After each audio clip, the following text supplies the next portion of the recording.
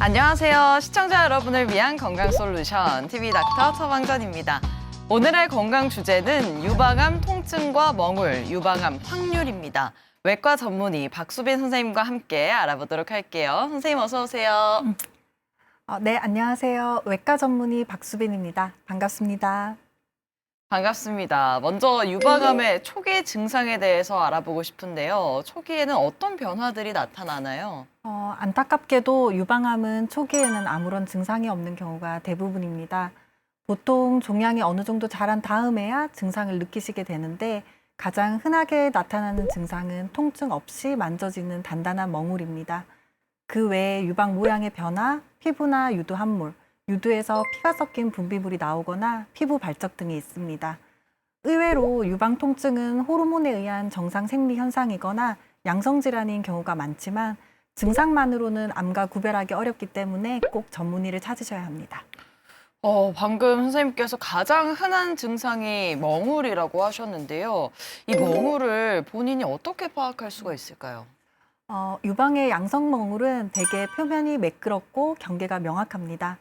손가락으로 밀었을 때 주변으로 잘 움직이고 통증을 동반하기도 합니다. 반면 악성 멍울, 즉 유방암은 돌덩이처럼 딱딱하고 표면이 불규칙합니다. 네. 주변 조직과 유착되어 손으로 밀어도 잘 움직이지 않는 특징이 있으며 피부 함몰, 발적, 유두 분비물 같은 동반 증상이 있을 수 있습니다. 하지만 유방 조직이 치밀한 한국 여성의 경우 촉진만으로는 구별하기 어렵기 때문에 반드시 유방 촬영술과 초음파, 필요한 경우에는 조직 검사가 필요하겠습니다. 그렇군요. 그럼 선생님, 유방암 멍울의 크기가 클수록 위험하다고 봐야 되는 거예요? 어떤가요? 크기가 크다고 해서 무조건 암의 악성도가 높거나 치명적인 것은 아닙니다. 크기는 작아도 전이가 빠른 암이 있고 반대로 커도 치료가 잘 되는 순한암도 있습니다. 다만 이 멍울의 크기는 유방암의 병기를 결정하는 가장 중요한 요소입니다. 멍울이 커진 상태로 발견되면 그만큼 수술 범위가 넓어지고 예후에도 나쁜 영향을 미칠 수 있습니다. 따라서 단순히 크기 하나만 보기보다는 혹의 종류, 형태와 경계, 또 성장 속도 등을 종합적으로 평가해야 합니다. 그렇다면 이 멍울이 만져진다면 유방암으로 이어질 가능성이 높다고 이해를 하면 되는 걸까요? 내 몸에 혹이 있다고 하면 덜컥 겁부터 나시겠지만 전혀 그러실 필요 없습니다. 병원에서 정밀 검사를 해보면 대다수는 섬유선종이나 낭종 같은 안전한 혹입니다. 다만 암인데도 양성멍울로 오인해 방치하는 것이 가장 위험합니다. 네. 따라서 인터넷 정보나 자가진단만으로 멍울의 종류를 성급하게 확신하려 하지 마시고 전문의의 정확한 영상 진단을 통해 안전한 혹인지 확인받는 것이 가장 안전한 방법입니다. 네, 전문의에게 정확한 정밀 진단을 받은 후에 멍울의 상태를 확인해서 유방암에 대한 치료가 이루어져야겠습니다. 똑똑 쌤 도와주세요. TV 닥터 처방전, 지금부터는 개인 맞춤형 처방전을 받아보도록 하겠습니다. 첫 번째 사례자부터 만나볼게요. 안녕하세요. 최근 건강검진 받으면서 양성 종양이 발견돼서 마음이 많이 무겁습니다. 양성 종양이라고 해도 치료가 필요한 경우와 그냥 관찰만 해도 되는 경우가 있는지 아니면 또 다른 방법들이 있는지 궁금합니다. 라는 사연 보내주셨는데요. 걱정 많이 되실 것 같아요. 멍울이 양성 종양인 경우에 치료가 바로 이루어지는 건가요? 양성 종양은 암이 아니기 때문에 보통 6개월이나 1년 간격으로 초음파를 보면서 크기가 자라는지 먼저 경과 관찰하게 되는데요. 네. 다만 추적 관찰 중에 혹이 계속 자라거나 통증 같은 불편함을 유발할 때 또는 조직 검사에서 암으로 발전할 위험이 있는 고위험 병변으로 나올 때는 제거를 하는 것이 안전합니다.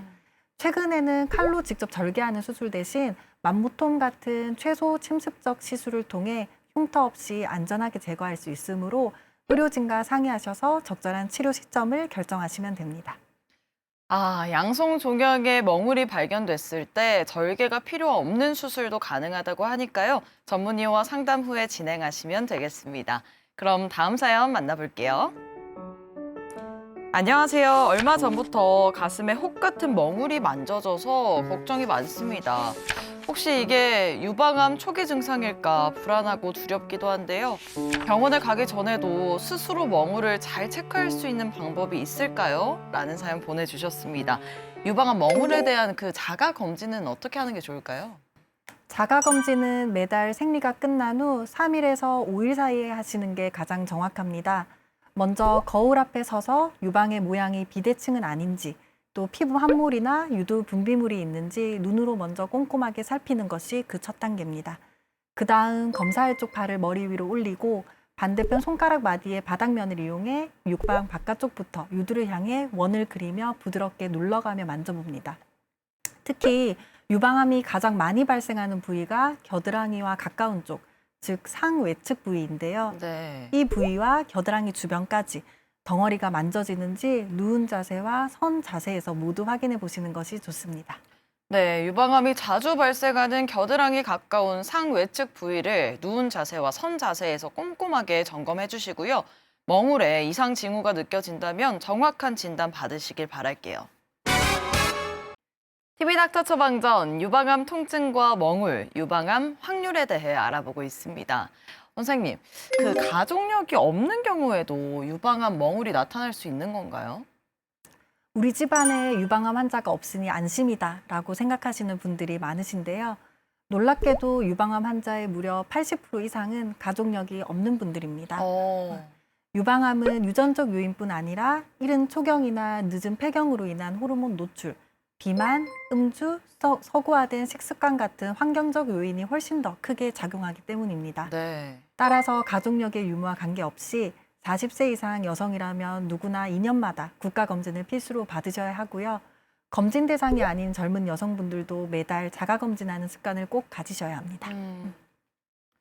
그렇다면 유방암에 걸릴 확률이 높은 사람들은 어떤 검사를 추가적으로 더 받으면 좋을까요?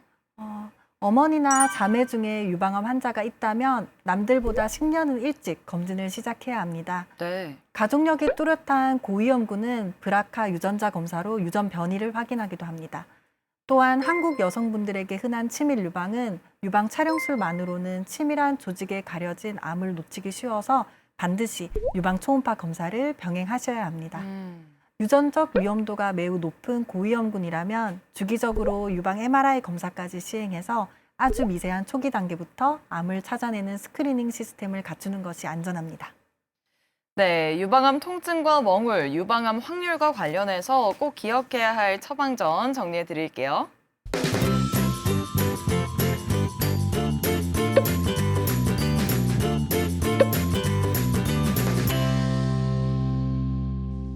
네, TV닥터 처방전 오늘은 유방암 통증과 멍울, 유방암 확률에 대해서 알아봤습니다. 선생님 마지막으로 정리 한 말씀 부탁드릴게요. 유방암은 조기에만 발견하면 5년 생존율이 95%가 넘는 암입니다. 결국 조기 발견의 핵심은 매달 실천하는 나만의 10분 자가검진과 정기적인 유방외과 방문을 통한 전문의 검진, 이 두 가지뿐입니다. 멍울이 만져진다고 해서 두려운 마음에 진단을 미루는 것이 가장 위험합니다. 오늘 처방해드린 자가검진법과 정기검진을 꼭 기억하셔서 아름답고 건강한 유방을 오랫동안 안전하게 지키시길 바랍니다. 네, 선생님 오늘 말씀 고맙습니다. 저희는 다음 주 이 시간에 더욱 알차고 유익한 처방전 가지고 다시 돌아오겠습니다. 오늘 하루 더 행복하고 더 건강하세요.